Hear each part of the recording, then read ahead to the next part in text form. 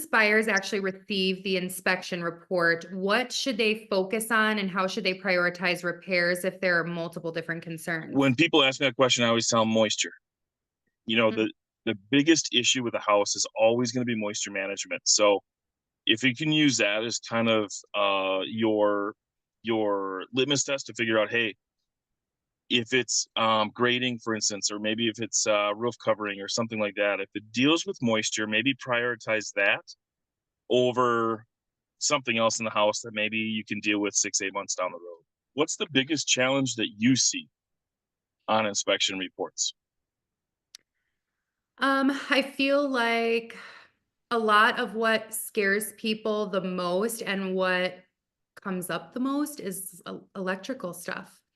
Um, I feel like that's the most prevalent, and it's usually just GFCIs or some ungrounded receptacles, but the average person doesn't know what any of that means and doesn't know that it's 13.95 at Home Depot for a, new GFCI outlet and like you said, just an easy swap. Um, a lot of people don't know that, and I feel like the electrical stuff comes up on a lot of inspection reports, just little things like That's that. why it's so important to, as a buyer, try to be present or have that communication with your inspector, either on site or that day, if you can, to talk Absolutely. through what's going to be on the report. What are the most overlooked aspects of a home that can cause problems later, excuse me, down the road? Like, and what simple maintenance tips could you give to keep those things running in tip-top shape? Yeah, this is a great one. You know, oftentimes one of the big concerns we find that folks have would be foundations, right? Am I going to have a dry foundation or issues? Mhm. And when we have that question, it's important to take a step back. You got to think of the global picture of that house. It's always gutters and grading.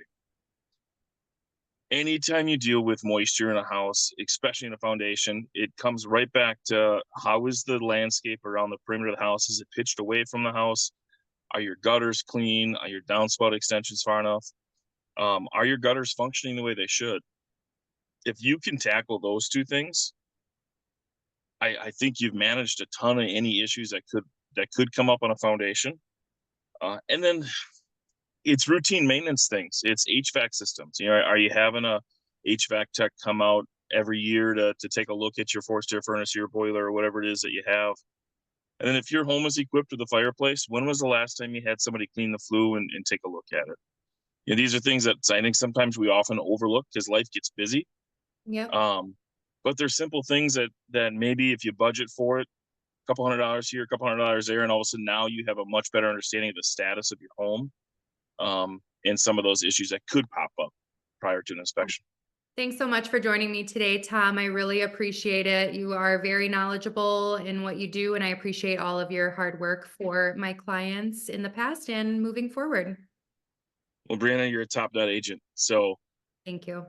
it's a pleasure to be able to work with you on these, and you make my life easy. So I appreciate that. Thank you. Appreciate you too.